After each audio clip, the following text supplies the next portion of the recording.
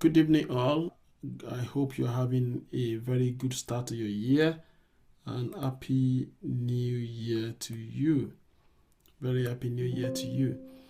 And what we'll be looking at today is how to make the best use or to make the best out of the UK economy in 2026. The training we had, the free class webinar we had in December, if you miss that, you can just go on YouTube and go listen to it. We discuss the implications of the autumn budget. We looked at now budget has been read. What are the implications? So we went through that, and due to the new arrangements of things within the economy, there's a need for us not to be fearful, not to say, okay, I'm passing my load, I'm leaving UK. By all means, if you can do that, that is fine. But world, things are changing. UK is leading the way. To be honest, Australia and Canada copies UK to a large extent. And so before you know it, whatever we're doing here, we filter through to Australia, we filter through to UK, to Canada. And so do we keep running around the nations? No. I think what we need to do is to adapt and thrive wherever God has planted us. And so I also believe in God planting you somewhere. And so for those of us who have chosen to either make United Kingdom our home for the long time, or maybe you are just passing by, how do you make the best use of your sojourn or of your stay in this country?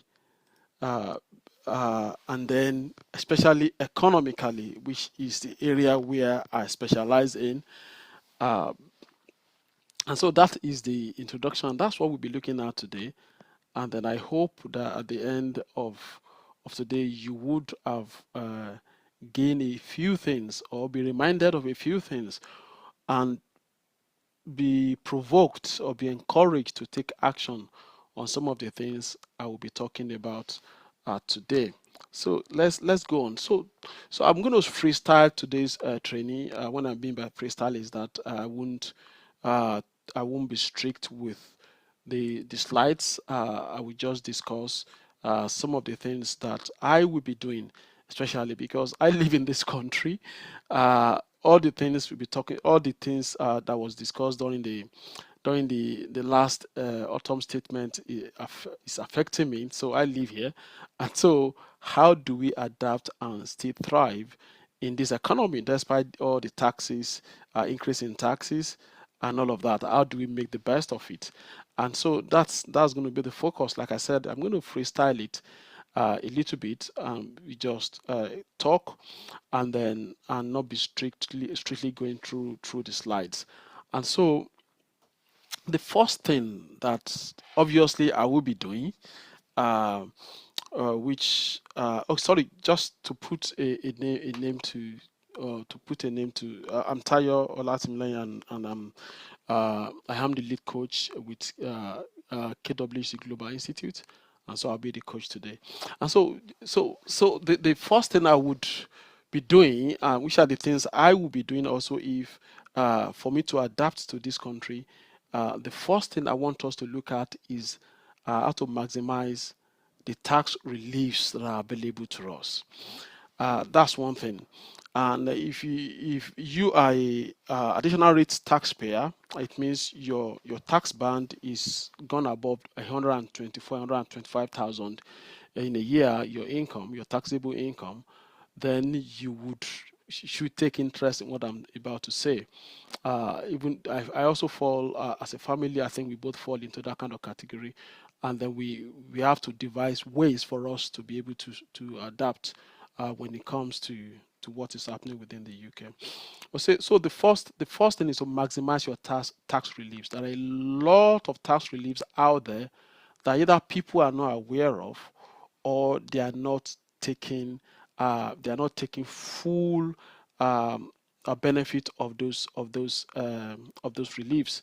And the first one is the contribution and donation reliefs on contribution and donation.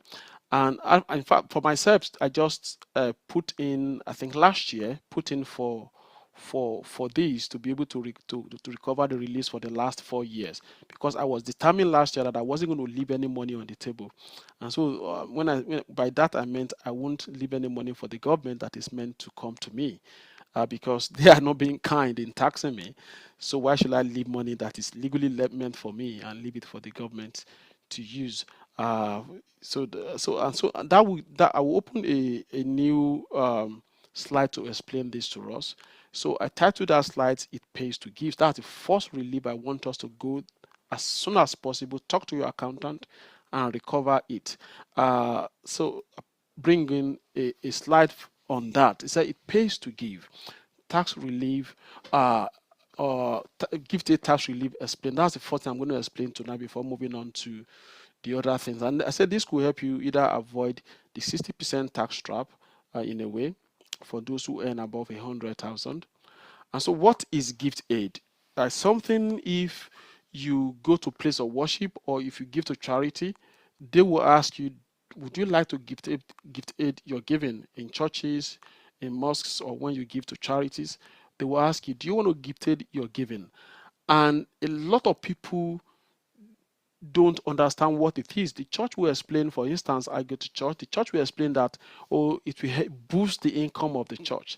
And that is where they stop. But again, it can boost your income actually. It's not just the income of the church. Government actually do return money back to you when you give to charity. So the gifted is a UK government initiative that allows charities and community amateur sport clubs to claim 25p for every £1 donated by a UK taxpayer. Now that is half of the story. The other half is that this is also the way through which the government gives back taxes you have paid on your donations. So if you are a 40% taxpayer or you're a 45% taxpayer, they've given your charity 25%, they will give you the remaining 20-25% supposed to come back to you, and you are allowed to claim this back for the last 4 years. And a lot of people don't even know they've given tithes, they've given offerings, they've given donations to charities, and they don't claim their own 20% back. So what is this? So if you've been paying taxes, government is trying to encourage us to give to charity, that any money you give to charity, you don't have to pay taxes on it. And because a lot of money we give to charity are we give them after we must have paid our taxes. It means the money in your account is what you use to give to charity. So government is meant to refund your taxes back to you depending on the tax band that you are in. And so that is what this is all about. And so I'm going to explain that quickly before we move on to other things that we can benefit from in this new year. So okay, who can collect donation? We know is their charities, and then who can donate through gift aid. And now this is where tax band will come into it. An individual UK income and capital gain taxpayer, that's the minimum qualification. The next qualification is that you must earn a minimum of 12,571 before you must earn, at least be a basic rate taxpayer. So earn above that free allowance that is being given to every taxpayer, which is the 12,500. You must earn above that and be paying taxes. If you do that, then you can tell your charity to claim 25% the gifted from you. But if you don't pay enough taxes, as I will explain as we go on, then you might be liable to paying government some money back. So before you donate, you need to be aware of this, that your donation up to 100 you cannot donate if you give money to charity through your company, you can't gift aid it. When I used to when my contract was outside of IR35, so it means I could work through my limited liability company. I was paying my tithes, through my company, because that is tax efficient for my company. It means it's part of my expenses as a company. But the thing I can't do is I can't claim gifted on that, and my church cannot claim gifted on that. All the charities are giving money to through my company cannot claim gift aid through the money I've donated through my company, even though it's beneficial to me as a business owner because it's part of my expenses, and so I don't pay taxes on that. Okay. Then the another one is that gifted donation must be genuine. It means you can't give it to the charity and go and enjoy some benefit behind the back. Okay. Maybe there's a charity that holds a museum, for instance. Maybe you donated money to them to borrow their artwork or to enjoy other benefits from the charity. There's a maximum limit to the benefit you can gain from a charity you are donating to, and if you donate 100 up to £100, you only allow 25% of it. You can't benefit from the charity more than £25, which is 25% of your donation. 100 plus anything above 100, you can, for the first 100 that you've donated, you can enjoy 25%, then plus 5% of anything above that. But the maximum benefit you can get from the charity is 2,500 if you give them a lot of money, and that's the maximum you can of benefits in kind, if I can use that word. You can benefit from that charity. And if you didn't pay enough tax in a particular year, don't gift aid you're giving. I will explain that as we go on. And then you cannot gift aid more than times 4 of what you have paid in taxes. It means if you've paid £2,000 in taxes, then you can't gift aid more than 4,000 in a year. If you pay 10,000 in taxes, you can't gift aid more than 40,000 of your donations in a year, so that it's just going to be equal to how much you've donated, how much taxes you paid by the time they look at it. Okay, then to work out if you paid enough taxes to cover your donations, divide your donation by 4. And so, for example, I've just explained that if you pay taxes of 1,000, you can get up to 4,000, give up to 4,000 in donation and gift aid it. Okay, and okay, now how does it work? So if you earn up to 0 to 12,570, you can't gift aid you're giving. Your charity gets 0. Okay, and then you can't get anything back. If you earn between 12,500 and 50,270, your charity will get they will add 20%, or it works out to be 25% will be added to whatever you've donated. So if you earn between this, you give £100 as donation, your charity will claim back £25 back to make it 125 that you have donated through the gift aid system. Now this is where you benefit. If you earn between 50,000 to 125,000, your charity gets 20%, and you get 20% back of whatever money tax relief on whatever money you've given to charity. And a lot of people don't claim this back. And in fact, myself, I just claimed last year with my wife, and we'll be getting about almost 8,000 to 9,000 pounds. Once the process has finished, you can get that much back, depending on how generous you've been over the years also. So, but you can't go back beyond 4 years. And then if you're an additional rate taxpayer, your charity gets 20%, and you get 25% back of the amount of the taxes you paid on your donation. So when you make gift aid, because when you make gift aid, you've used money that's already been taxed. So gift aid scheme seek to refund the tax back to you. Okay, let me just break it down. How is this calculated? So we've explained this. So you claim 20, your charity gets 20 if you are here. You get 20, your charity gets 20, and if you are here, your charity gets 20, you get 25. And if you want a calculator, you can get calculator from this website, where let's click on one of them and just give an example, just to give an example of how much you will get back, even as generosity, which I think is a very good thing that people don't explore. Okay, so this is the gift aid calculator. Let's assume you've donated 10,000 in the year, and but you don't earn above the basic rate tax. So what you get is that you paid, your total donation will become 12,500, because your charity will claim back 20%, but you have donated 10,000, and nothing will come back to you. But let's assume you are the higher rate taxpayer. When you calculate that, what you get, your donation again is 12,500 to your charity, but you get a tax relief of 2,500 back in your account, which you should apply for. And then the real cost of your donation to you is 7,500. But let's assume you are an additional rate taxpayer, so your charity still get the same thing, 20%. You will get a tax relief back to you of 3,000, and then your donation is actually costing you 6,875. How good is that? Imagine you collecting that for the last 4 years, and that exclude the current year, the past 4 years. So that's something.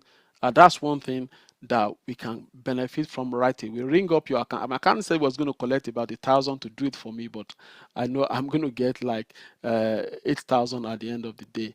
Okay, so it depends on how much you are going to claim back. So how to claim it? You do that through your self-assessment. So what your accountant will do for you, if you've been doing self-assessment, is to resubmit a new one for you, editing to update the last one.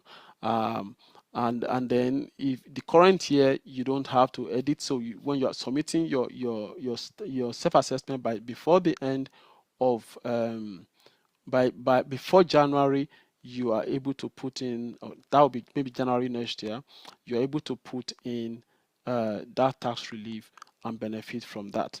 Okay, so that is one out of the so many things you can benefit.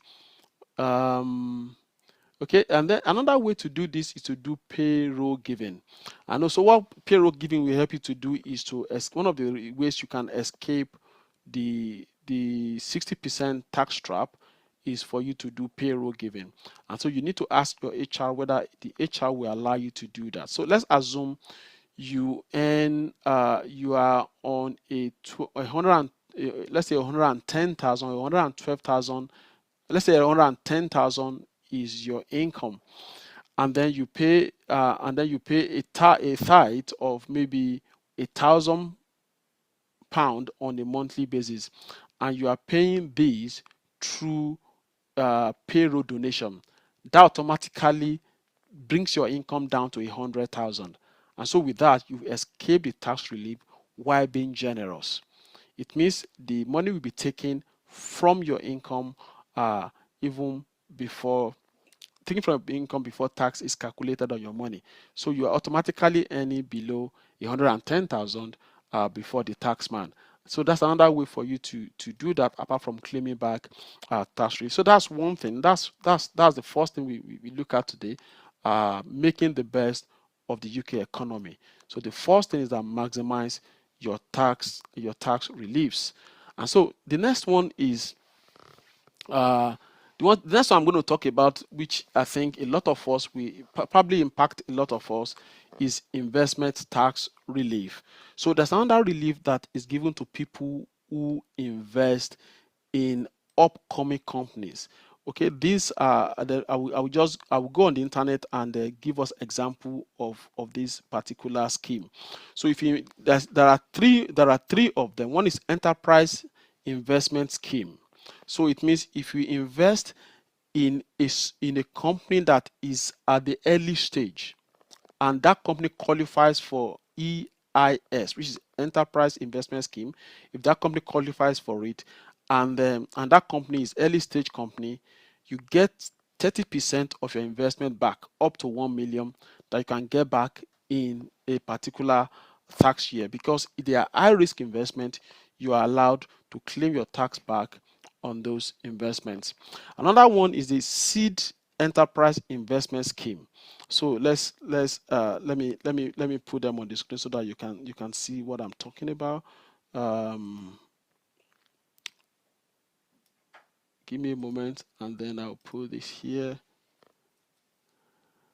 Okay, so so you have the enterprise investment scheme, and so what that gives to you is 30% of of whatever you invested in this company, because they are new companies. The next one, which gives you up to 50%, is when you do the seed enterprise investment scheme, which is the next level to that. And these are startups. If you invest money into startups, they're high risk. Government will actually give you 50% tax relief. So this is to encourage people to invest in upcoming businesses. That is another one. If you think you're a venture capital a venture capitalist, or you have the mind of a venture capitalist, I think this is a way for you to also get relief back from every investment that you make. So that is the next one. So the next one I'm going to talk about is the personal allowance and marriage. Let me see that one here. Common allowance, the capital gain tax. Yeah, for capital gain tax is when you sell something, you have the first 3,000 of whatever you sell, of the profit on top of it. For instance, you bought a house, 100,000. You're selling the house 110,000. The 10,000 on top of it is what capital gain tax will be calculated on, and then the first 3,000 is a relief for you. You don't pay taxes on that. The remaining 7,000 is what you're going to pay taxes on. So the next one, which I think will apply to a lot of us again, is what is called the marriage allowance, and this, you can claim this when your spouse is not working. We all have the 12,000 allowance, which we don't pay taxes on. So if you have a spouse who is not working, okay, and then they can give you part of their 12,000, so that your relief is higher than 12,000. So it means it means that your relief will be increased by a portion of their own tax relief. And then again, let me give us the condition for this. Let me pull up where I have the conditions. So it's called marriage allowance. So your spouse can give you 1,260 added to your 12,570, on which you will not have to pay taxes. On which you will not have to pay taxes, and so that would take your tax-free allowance to, let me quickly do the math, plus the 1,260. So it means 13,830 is what you don't pay taxes on, and that could really benefit. That is something that could actually reduce your taxable income. And then for that partner allowance, it means your partner is that they are low earners, or they are non-taxpayers. Okay, and you must be a basic rate taxpayer for you to enjoy that allowance. Okay. And then the next one, which we can also enjoy, is the personal savings allowance. And here I will be explaining just a little bit beyond this. So your personal allowance is that if you are a basic rate taxpayer, let me explain who a basic rate taxpayer is very quickly. I don't want to assume that all of us know have a let's look at the tax brackets. It's going to be, I think it's still the same thing for this year, because that was not changed during the autumn statement. So you had the personal allowance is 12,000, 0 to 12,000. If you hand 0 to 12,570, you pay 0% in tax. Your basic rate is 12,000 to 50,200, while your higher rate taxpayer is 50 to 125,000. An additional rate payer is over 125. So what that place is saying is that if your income, if you're a basic rate taxpayer, you can only earn savings interest of up to 1,000 before you start paying taxes. Okay, if you're a higher rate taxpayer, you can only earn savings interest of 500 before you start paying taxes. If you're an additional rate taxpayer, you do not have any any relief at all on your savings. If you make £1 in interest gains, you pay tax on that £1. And so that would take me to the next to what I want to explain in the next place. So how can you escape this? The only way to escape this is to move your money to an ISA, cash ISA account.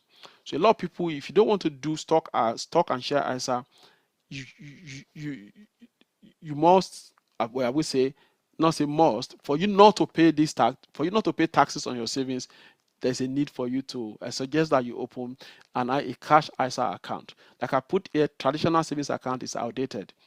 Okay, if you still putting money in traditional savings account, the maximum you can put as a basic rate taxpayer is 22,000 before you start paying taxes on your savings. Okay, on the interest on your savings. If you're an higher rate taxpayer, you earn between 50k and that 120, 24, 25k, then you only have 11,000 to save before you start paying taxes on your savings. And you don't want that to happen. And so what you want to do is that you want to start moving your money to a cash ISA where you do pay taxes on your interest, on the money, on the interest earned on your money. And so I said, ISA has been around for the last 26 years, and that rule has not changed. There was rumor, before the last budget that they might change it, but that hasn't changed. What has changed is that they put a limit into how much you can put into your cash ISA. They limited that. So they know people are moving away, trying to avoid these taxes. And so that is the reason why they've limited how much you can put in your cash ISA. So max out how much you can push in your cash ISA on a yearly basis and start moving money out of your traditional savings account. I've met a lot of people, they are good savers, they have tens of thousands saved, in normal bank accounts. That is no longer efficient, tax efficient in the new world. You got to move your money to a wrapper where you are protected from paying taxes, and one of them is that cash ISA.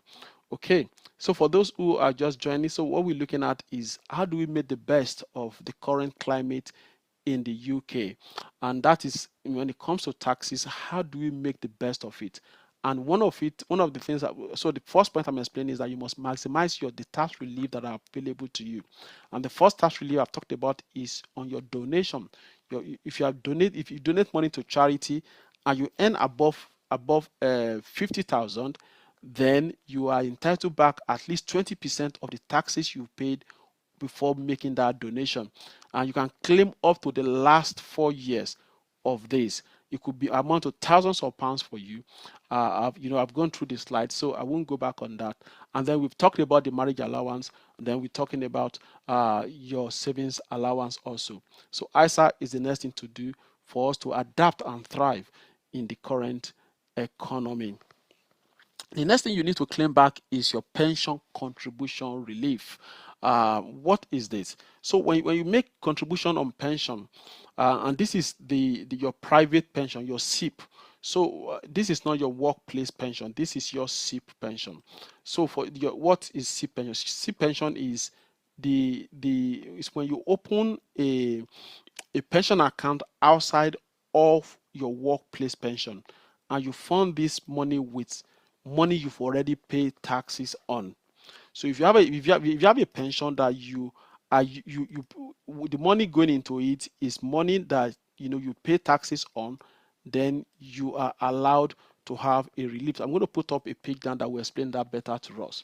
So across all your pension accounts, you allow 60,000 per year across all your pension if your income is not yet up to a certain amount. I think when it gets to like $500,000 or so, I can't remember now, how much you allowed will reduce because you got a maximum lifetime allowance when it comes to pension. And so the government can pay you up to 45% on your contribution into a private pension. And so again, all of this will work with the tax bracket that you belong to. So for those who are basic rate taxpayer, you get 20% for anything you pay. And if everybody who has a SIP gets 20% from the government, it's automatic. You don't have to apply for it. It's automatically added to your pension account when you open a SIP. Any money you add in, if I had £100 today, I get £25 back in added to my pension account. So that one is okay for everybody. So now for people who are higher rate taxpayer, you claim back the remaining 20% through your self-assessment. So if you ever put money into a SIP account outside of your working pension, you can claim this back. And if you're an additional rate taxpayer, it means you earn above 25,000 124,000 in a year, then you can claim back 25% through your self-assessment of any money you put aside into your pension. Okay, so that is another tax relief that we must not leave on the table. You can get up to 45% of any pension contribution. So the next one, which I've talked about, is your charitable earnings. So the next one I'm going to talk about is, which we all know, maximize your ISA allowance. If you're under 40, open a lifetime ISA. I can't stress that enough. I beg people to open lifetime ISA. If you're not up to 40 yet, go and open a lifetime ISA and then try to understand what it's meant later. So let me bring it up the last slide that I just showed. I'm going to explain that again. What is lifetime ISA? So if you're age 18 to age 39 and you are saving towards your first house, the best way to save towards your first house is to open a LISA account. What does that give you? Government has 25% of any amount you invested until you are age 50. So from age 18 to age 50, any money you put into a LISA account, government will top it up for you to the maximum of 1,000 in a particular tax year. So saving towards your house become, at least you're getting an additional 25% on a yearly basis when you are saving towards your first house. Now, this is the caveat.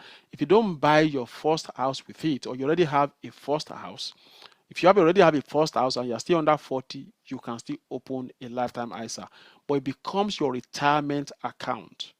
What do I mean by that? It means you can't touch the money in that account until you turn 60. But the advantage, and then you keep getting top up until you are 50, and then 10 years after, you can start withdrawing that money. The good thing is that you don't pay taxes because it's an ISA. So actually, I prefer a LISA as a retirement account than a SIP or a workplace pension, because your workplace pension, once you retire, you start paying taxes because the money was deducted from you before tax. Your SIP, you start paying taxes on your SIP because it was refunded back to you here when you made the donation, when you made the contribution, your tax was returned back to you. It's only here that government will top up 25% for you and you don't pay taxes when you retire. So the best retirement account, in my own opinion, is a LISA if you are still below 40.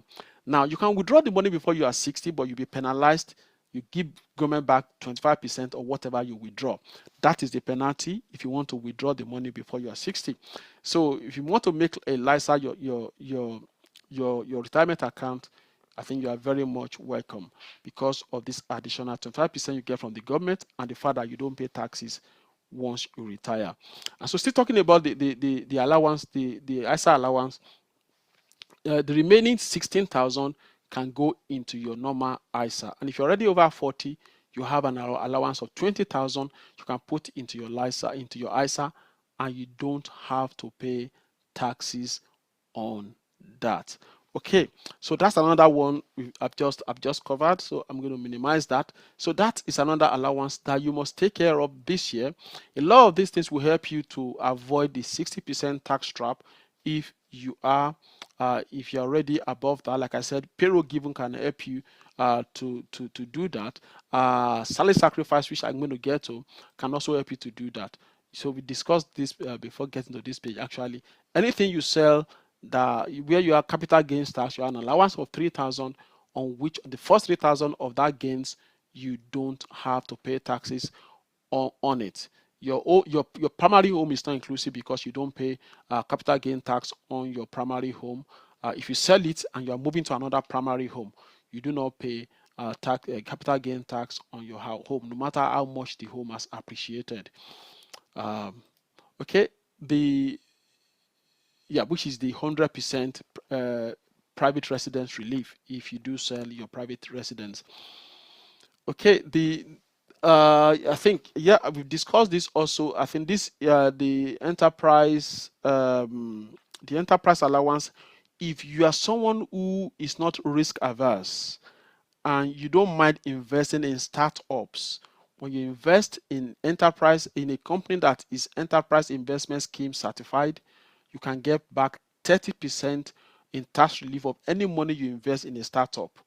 Ain't that good? Because it's high risk and government wants us to invest in startups company. You get 30% of your money back as tax relief, and that has really mitigated. Let's assume you're putting in 10,000 into a startup. It means you get 3,000 back. What you actually put in is 7,000. And if you're putting in into a seed enterprise investment scheme that is certified by government, they will tell you if they're certified by the government. These are also early, these are seed stage companies. You get 50% relief back. If you put in 10,000 into the company, you get back 5,000, which is 50% or whatever you put into that company. That's another tax relief that we must not ignore. They will benefit us. And I put on this slide a lot of other reliefs that we are entitled to. For instance, you have a side hustle. People will be asking, do I need to file for taxes? For the first 1,000 that you make as a casual trader or as your side hustle, you don't pay taxes on it. Okay, you don't pay taxes on the first 1,000 you make. And then, and then another one is the property allowance. If you are how will I call it now, maybe an accidental landlord, a casual landlord, and all the profit you make on your renters is just 1,000, you don't pay taxes on that. But what that means is that so there are two ways to it. It's either you claim for your expenses, but if you know if your expenses for the year is less than 1,000, okay, maybe you didn't do any repair in the house for the year, then don't claim. Then you won't claim for expenses, but you claim 1,000 allowance, tax allowance on whatever on your income, so you don't have to pay taxes on that. On the first 1,000, the 1,000 that you've made from the property, you don't pay taxes on it. Again, you can't claim your mortgage interest allowance, so you can't claim your mortgage interest allowance and your full expenses from the house. But if they are all, both of them are below 1,000, you are better off going for the property allowance and claiming that. Okay, another one which you can also claim is that rent a room relief is 7,500 in a year. And how does this work? So if you have a spare room in your house and you rent this out to a lodger, and I've rented this kind of house rooms before when I used to work away from home. There was time I was working in Scotland and I was living in London, and I go to Scotland on Monday, come back Edinburgh on Monday. I come back to home on Thursday. I was living with I rented a spare room with a family. I think I was paying, I can't remember how much I was paying. It was like 2015. It was a long time ago, 2016 thereabout, 2015 thereabout. And so that family can get 7,500 in a year without paying taxes, for renting out the room to me. And so if you have a spare room in your house and it's safe to do so, and you want to be sure the person you are taking, so that the person is a student. If you have a PhD student in your town or a master student in your town who are level headed, and there's no, it's safe to do so. You have somebody who is a worker, who travels, I don't spend weekend with, I don't spend 3 days with them out of the 7 days in the month. Somebody will just come in, maybe a contractor, come in, spend the night and go, and then you can do that. Just do up the room for them, and then if you have a ensuite room, even that will even be a lot better, so that you don't have to share bathroom or share anything with them. And then with that, 7,500 can come to your pocket. You don't even need to declare it, and you don't pay taxes on it. Okay, and we also have childcare tax allowance that we need to maximize. I tell people, I say these days, with a lot of people who are migrant like myself has been blamed for taking what do you call it, for taking benefit, and we don't. If you look at the percentage of people who take benefit amongst us, I think is so little that we don't take a lot of these things, but we are being blamed for it. For this year, I tell people, if you are qualified for a benefit, please go take the benefit. A lot of us are out of jobs for 2-3 months, and we don't even apply for benefits because for us, it's not something we are used to getting. So a lot of us are big citizens. They're out of job for 2, 3, 4 months, and they don't even claim benefits. I've seen people who have been out of job for 6 months at times, and they don't even think about going to claim benefits. Please, if you are out of job, you contribute to the economy, and the economy should be able to help you when you are in a very hard place. Please go take whatever is out there for you to use. And the next thing we're going to discuss, which I think we've said it along the line as we're discussing, is how do you actually avoid the 60% tax trap? Some of the things I've discussed now would help you to avoid it, and then but the main thing which would help you to avoid it uh, is your payroll. One, payroll giving. Number two, salary sacrifice. So what I have done to avoid the 60% tax trap is that I put in more money into my pension, to my workplace pension. So I've done sorry, not this. I've done salary sacrifice of 1,000 on a monthly basis to put into my pension. So I've reduced my taxable income by £12,000 in a year. And so by reducing it by £12,000 in a year, my salary income will now fall into below 100, close to being below 100,000. But the government they've realized that people are using this, so there's a cap. There's now a cap on how much you can put into your pension, but that won't take effect until 2029. So anything you pay into your pension now that's above 2,000, you pay national insurance on anything above the 2,000. But before 2029, you can put as much as you want into your pension. So instead of giving the money to the government, why not put it into your future by putting extra money into your pension if you need to do so? Again, another thing you can do is payroll giving. Any money, if you talk to your HR, if they allow payroll giving, it means, for instance, let's assume let's assume you pay offering and tithe in the church, for instance, or you give money to a charity, maybe a cancer research or whatever. You can do payroll giving, and any amount you give through payroll giving reduces your taxable income, and that could bring your threshold down a little bit. If you are just above a threshold, you can use that kind of giving to go back to the threshold you were before, so you don't pay extra tax. Now, because the government has frozen the thresholds for to 2030, it was 2020 they're supposed to review the thresholds, but they moved it to 2030, making it for 10 years they won't be reviewing the threshold income tax bracket threshold for good 10 years. And a lot of people's income go up maybe about 5%, 10% on a yearly basis, and so they've crept. Your income has gone up into a new tax band, and so you pay more taxes. Some of these things can help you to reduce that by uh, by moving down to a by giving, so that you can pay less tax. So these are the two ways I know that you can. There are other ways through which you can reduce how much you pay in taxes, but those are two major ways that are very easy for you to use to reduce that.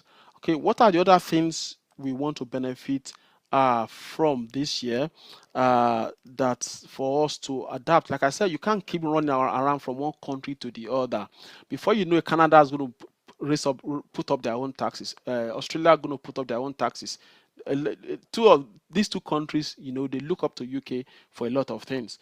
And so instead of us being nomads running from one, going to the Middle East, for those some of us who have made UK our home for the long time, or for those who are just passing by, you will have to maximize what is going on here, and then being able to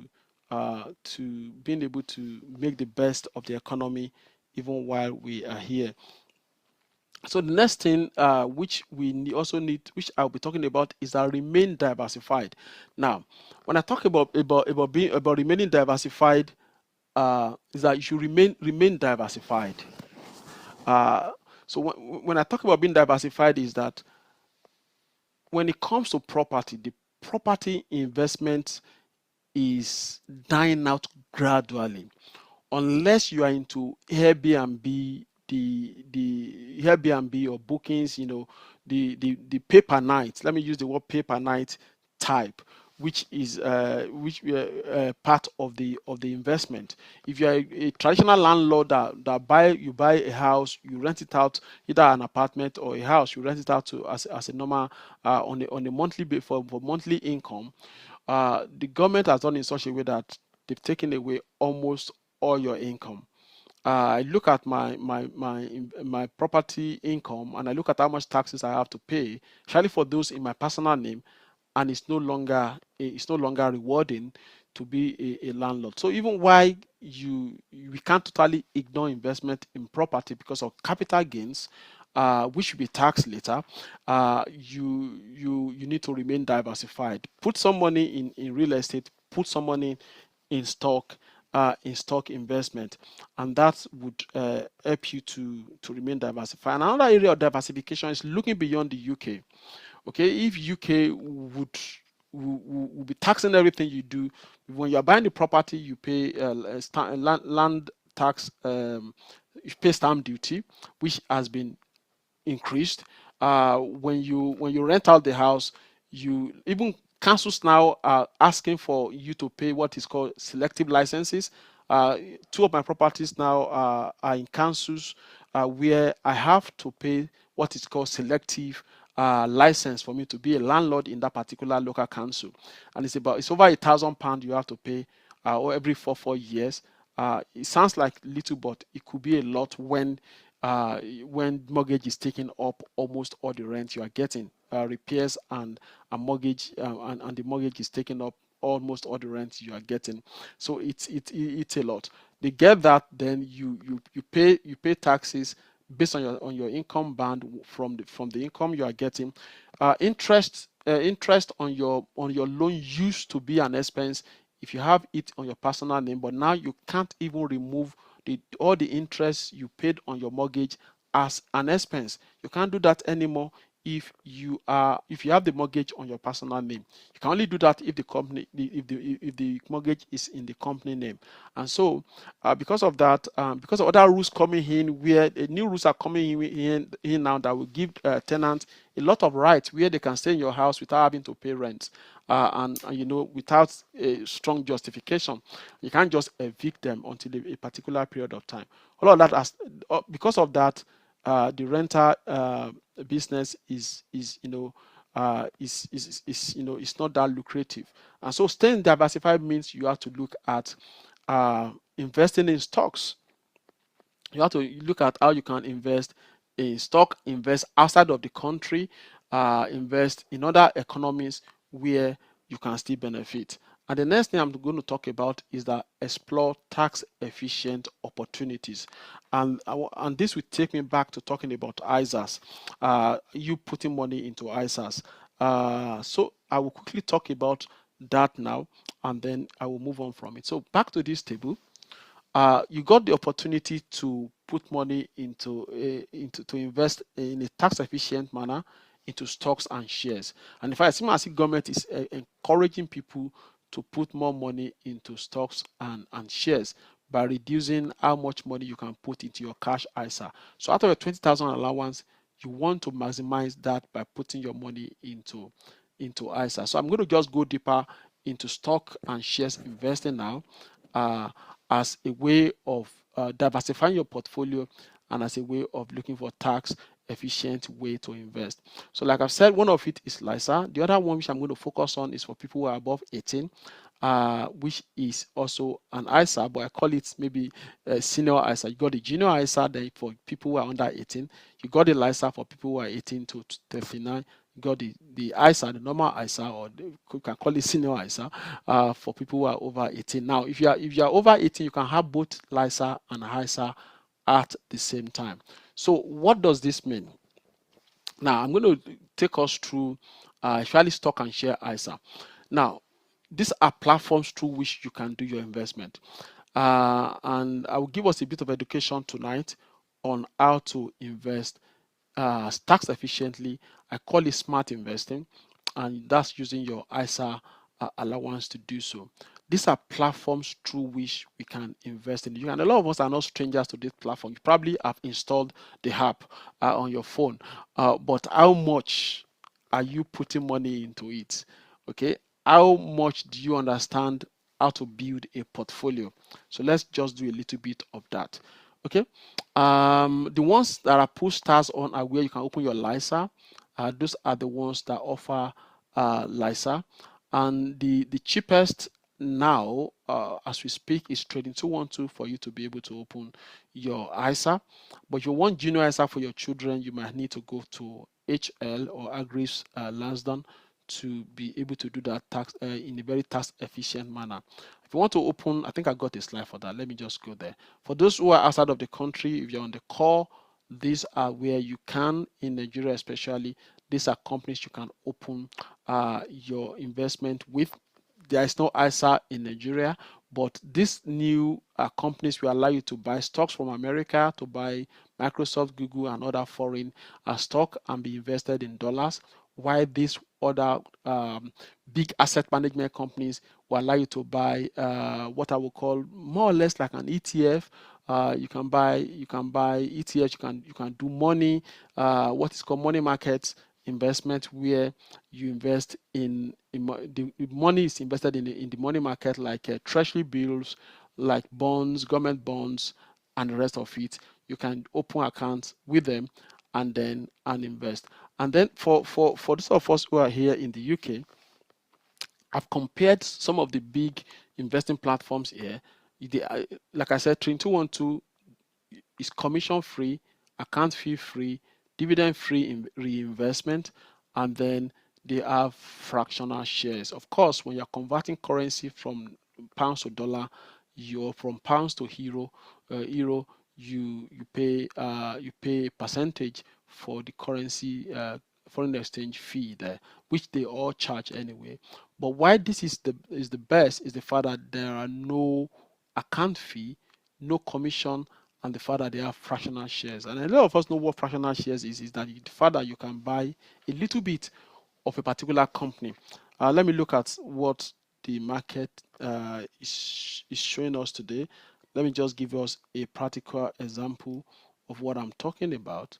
So let's go to Google Finance, and then let me look at some of the companies that are on the list here, sorted by the price of the share. So this company is 1,000, for instance. Let me even show you. Berkshire Hathaway, Class A is 700,000 to buy the share. You need 700,000 to buy a single share of Berkshire Hathaway. That is very expensive. But let's come to other ones that are just. If you want to buy Eli Lilly, is the biggest pharmaceutical company in America, you need $1,000 to buy a single share of it. If you want to buy Goldman Sachs, you need 900. Costco, you need 900. Meta, you need 600, and so on and so forth. What fractional share is saying is that with £1, you can buy a piece of this company, ASML Holdings. What they do, they produce machines that produce processors and microchips and the rest of that. They produce the machine you use to produce microprocessors and the rest of it, and so a lot of the things that Nvidia is producing and other things, they use some of these machines to produce it. And so for Eli Lilly, it means you can buy £1 of this company, $1 of this company through when you do trading 212. But for those who don't offer fractional shares, you need £1,000, the exact amount of the share, to buy a whole share. There's no fractional share with HL. There's no fractional share with AJ Bell, Interactive Investor. They don't offer fractional shares. It means you have to buy a whole share before. You need $1,000 to be able to buy any of those companies if you want to buy them. And so another company that offers fractional share is Free Trade. And Free Trade is another one that is very good. Another company that is coming very soon, it will come before the end of the month. I've joined their whitelist, is Robinhood. Robinhood has been around in the UK. They are one of the top trading platform or investing platform in America. they've been in the UK for a while now, but from this January, they will start. Is it January now? Or in the first quarter of this year, they will start offering ISA account, and they also do is commission free, and then they have fractional shares. So it's another option. It's going to be a contender with Trading 212 when they start offering fractional shares and ISA. So for your SIP, if you want to open a retirement account, the best one for now is Freetrade. They will allow you to open a SIP, and then again, no commission, and there's fractional shares. Okay, let me move on from there. The other ones, they are good. I've got I started with HL. I still have account with HL, but I was paying £12 per transaction, and that's a lot. And I still pay up to now 0.4% of my total portfolio on a yearly basis, which I think is a lot. But these companies were in there when I started investing, and so I've stopped with them somehow. But I now have accounts with some of these other cheaper companies.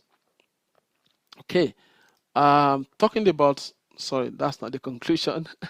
Talking about, let me move back a little bit so that I can explain the stock investing a little bit better.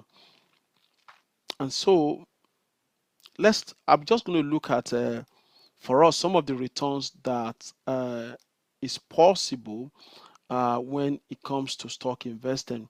You might ask me that when I talk about stock investing in ISA, I'm not talking about day trading. It's not day trading. It's you investing and becoming shareholders of this company, and it's not crypto trading. Okay, I don't train on crypto, and I don't train on day trading. I train on you becoming an investor. And why do you want to do that? Apart from it being tax efficient, for you to do that this year is the fact that you become a shareholder, you get paid dividend, you have the right to vote, and be involved in the decision making of the company. And then the good thing is that you don't have to work in the company. It's passive. It's making money for you even while you are out playing golf. Like I tell people, you're out playing golf, and Microsoft is working very hard for you to pay you dividend, no matter how little that dividend is. And so what are the things you can invest in when you open a trading account? You can invest in individual stocks, in mutual funds, trust funds, exchange traded funds, index funds, bonds, derivatives, and futures and currencies are volatile, they are speculative, they are very risky. You don't do that. You do any of this. And why again do I have so much interest in the stock market, and apart from property, is the fact that a lot of the money we contribute at work in our pension fund is coming into, or they're coming here. They're actually coming into the stock market. Sovereign funds like Norway, like Dubai, like China, and the rest of them, they have trillions or billions of their money. They have it, a lot of it, in the stock market. So why not also take advantage of it? And like I said, the entry level is as little as £1 these days. So that's one of the ways you can make the best of the current economy. And I'll give you a simulation here that if you, and I've used just 10% return on your investment, that if over a period of time, of course, over a period of time, the average that the S&P 500 has returned is between 10 and 12%. And I'm going to show us in a moment how I arrived at 10% return. And so if you have a child who is age 0 and you start putting money away for them, you start from 0, you put money away for them, say £200 every month for 18 years, they will have about 100,000 in their investment account. And let's use this calculator to quickly simulate that before I move on to other things. I'll just do a few simulations just because of our time. So if you start this from 0, I'll use 0, starting from opening the account from 0, and then it can give, and you're aiming for 10% return, compound return on an annual basis, and you put away £200 on a monthly basis. what you're going to have is about 120 for that child when they turn 18. That means college is paid for. That means their first house is paid for. And I tell people that if you don't put that money away, in 10 years' time, you will have spent the money and you'll be wondering where the money went to. There's some things that we just have to sacrifice to do. Okay, and so again, for those of us who are adults, it's also a good way for us to save towards our retirement. Let's assume you're looking at this. You want to let's say you are 40 now, and you want this for the next 20 years by the time you turn 60. And as an adult, maybe you're able to do 350 thereabout, and then you do that. That is going to give you that much in cash in the next 20 years. And that's me being conservative with this percentage, because if my actual return last year, as volatile as last year was, uh, it's in the region of 30 something percent. Okay, and so using 10% is conservative in my opinion. And so let me give us a few actuals.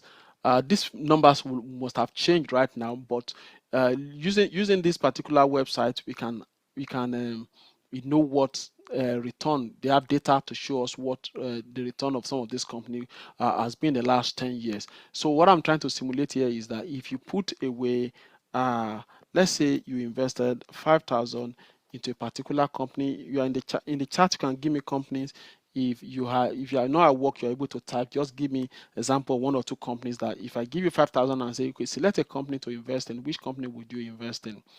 If you want to put in the chat, that's fine. And I will look at what that company will return to you.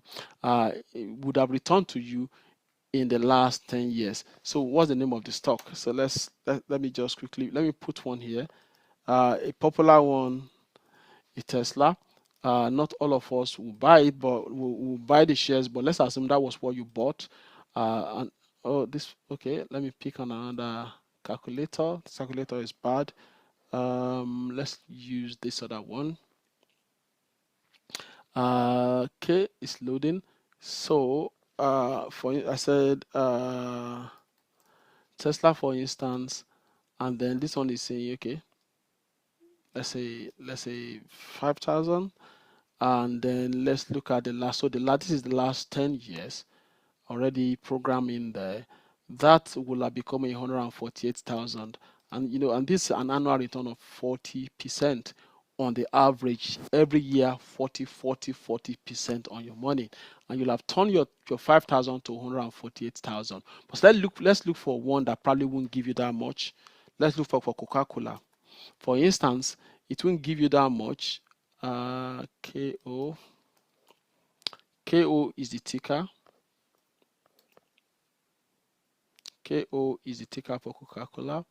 And then looking at the same amount, that would have given you modest 8% on a yearly basis. You just barely doubled your money within a 10 years, because you're getting about 10%, about 8% thereabout on an annual basis. So it varies. So it now depends on what you buy. If you look at other things like maybe MSFT, which is Microsoft, where are you here? Microsoft. That's the ticker, that's the symbol for it. If you look at that, that would have given you an average of 26% on a yearly basis. What I'm trying to say is that it's not difficult to get 10%. It's not rocket science to get 10%. Mere leaving your money in an index fund will probably give you that 10%. But if you want to go a little bit higher than that, there are companies that are high growth company, that will probably give you that. Let's look at what Apple will give.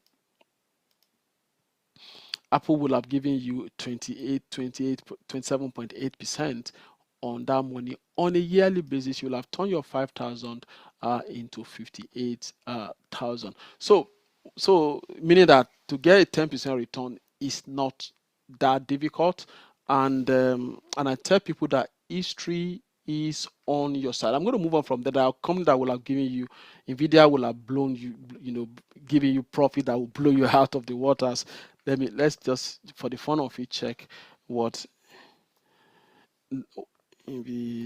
what that will have given you, what your 5,000 will have given you. And to be honest, you like turn you to a millionaire actually if you had bought it 10 years ago. But are there companies like this today? And the answer is yes.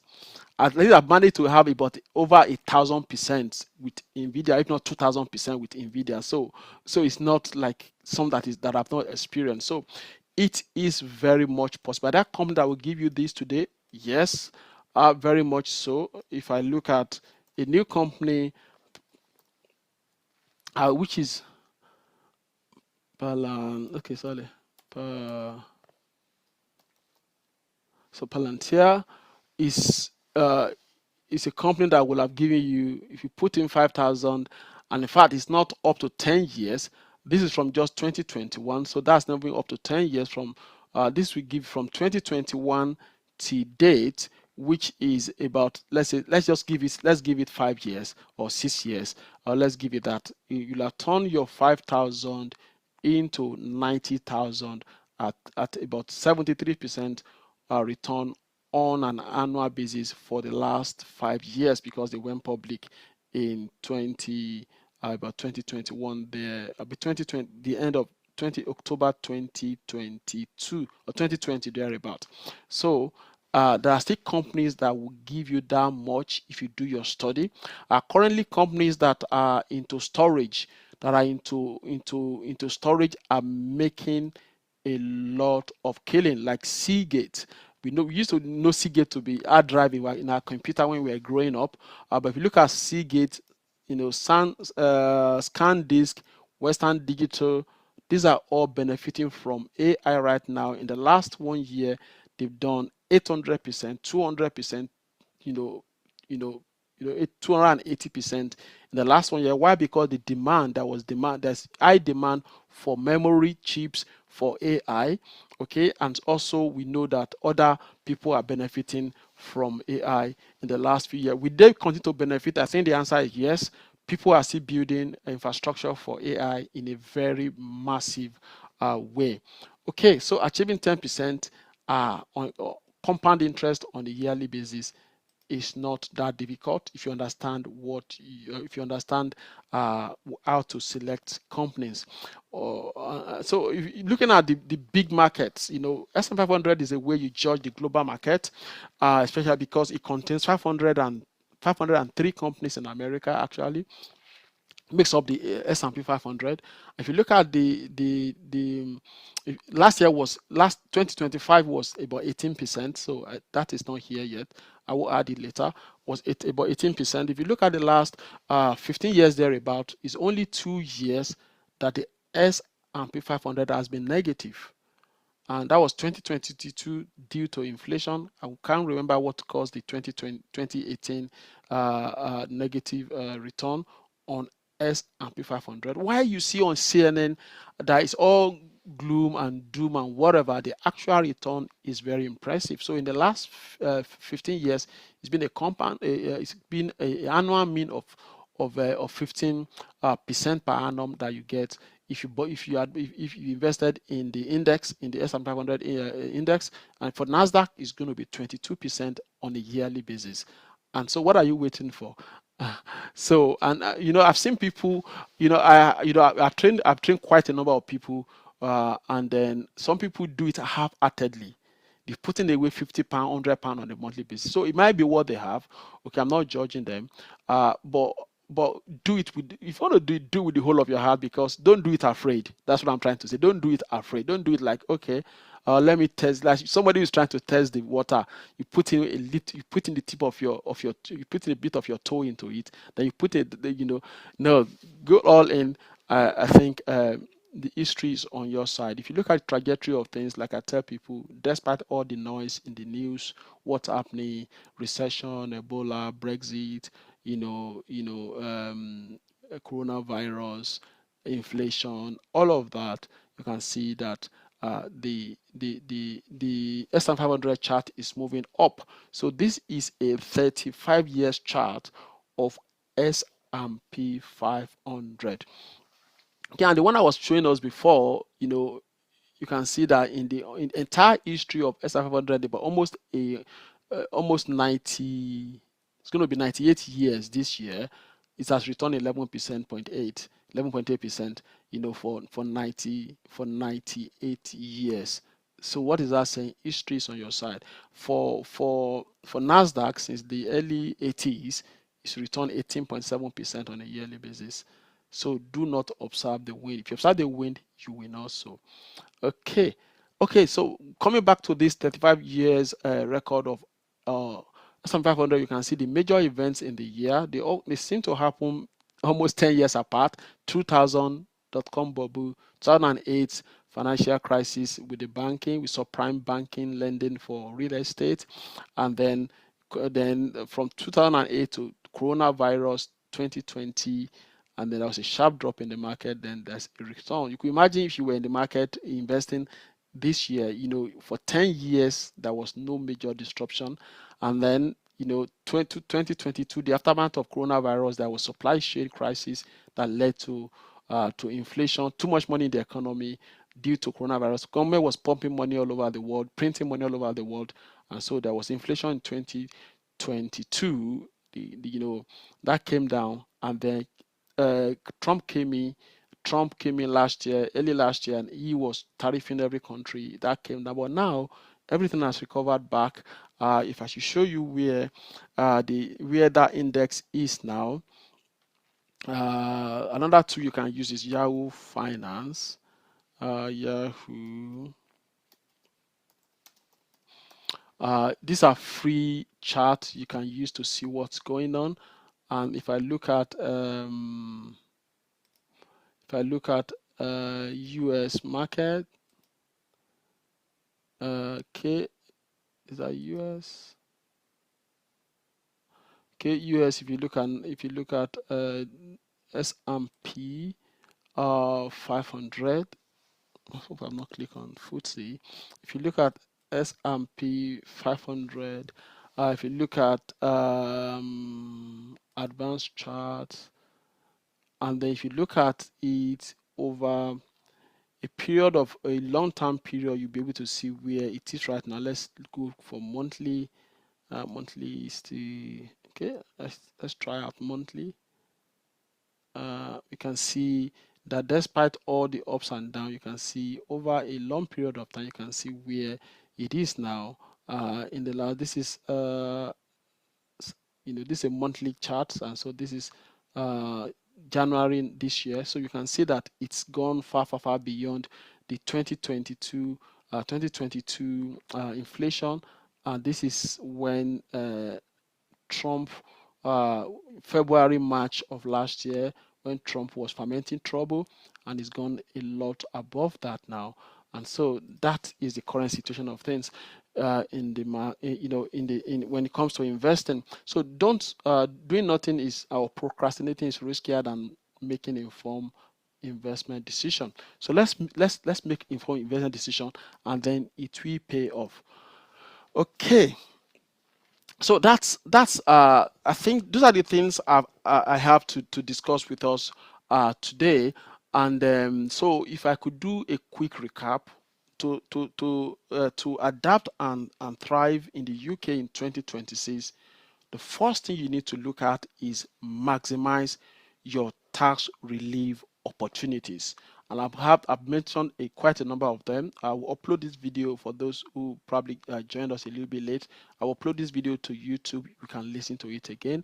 That is the fun. Quite a number. I think I mentioned about 5 ways in which you can enjoy tax relief. The next thing you should do is that look for tax-free opportunities for you to be able to enjoy, and one of it is what you're going to get using your ISAs, either for your junior ISA or for your LISA or for your normal ISA.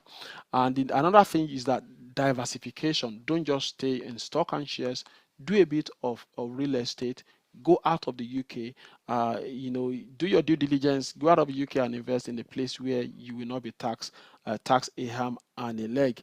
Okay. And then the other part which I will not go to today is personal finance. I think it all starts from you being able to manage and do your budgeting very well. I did a video on it January last year on how you can give purpose to your money. and that was very detailed on how we should manage with the foundation, which is how much. It's not about how much that is coming into your hand, it's about how you are spending what is coming into your hands. And we can do that effectively, then we don't have to work, exchange our time for money forever, because exchanging your time for money, it's robbing one of of what we can do in the future. So the earlier we start investing, the better for us. So what I would say is, I've not fixed a time for the master class, but it's going to be in February. If you're interested in being able to build your portfolio, build an investment portfolio, you can drop me a text or go on my website and register for one of my master class, and then in February we can start building our portfolios together. I built so many portfolios in this lifetime. At least I built maybe like 70 or more, because people have gone through the training with me. I've done personally. I have like 7 or 8 of them personally. So there's no time you open a portfolio that is not profitable. It depends on what you put on it. So we say, okay, I think markets are the top right now. I can't invest anymore. No, you can still invest depending on the kind of stock you are buying or ETFs that you are going to buy. Okay, I will open the floor for questions. What do you think? How are you planning to maximize 2026 when it comes to your finances? If anybody is ready to share, that is welcome. If it's a question, it's also welcome. I can unmute you if you like to talk. I can unmute you, and then you can share with us, or you can put your question in the chat, and I'll try my best to answer your question. Okay, anyone there? Oh, my camera was off most of the time. Let me allow you put a face to the name. Okay. Okay. So in the absence of question, if you're still typing it, you can continue to type. But in the absence of question, we'll call it a day. We are finishing early today due to some other commitments, and so I'll put up the recording on YouTube, and then you be able to have a recap of what I've said today. So it's good to have us, and I'll drop us some of this useful link at some point. Thank you for coming tonight, and you have a wonderful rest of your evening. Thank you, and God bless. Thank you very much. Okay. Oh, sorry. You got your hand up. Yeah, that's okay. Yeah, I will answer the question. What do you, was it? Oh, yeah, okay. It's trying to, okay. I think you are trying to give a thumbs up, then you put your hands up. That's okay. Okay, let's call it a day. Thank you.